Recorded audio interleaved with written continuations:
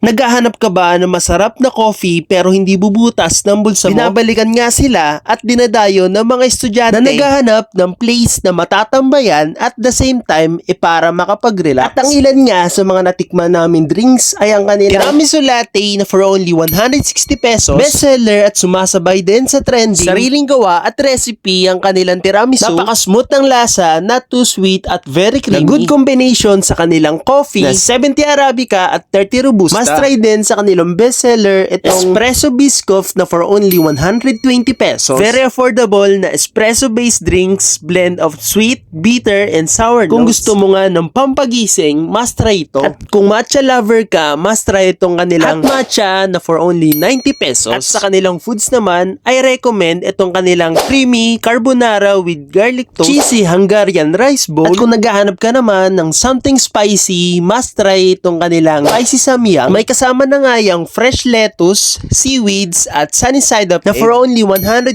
pesos. Craving satisfied pero hindi butas ang bulsa. Your go-to spot, Cafe Tambayan na may alfresco dining area.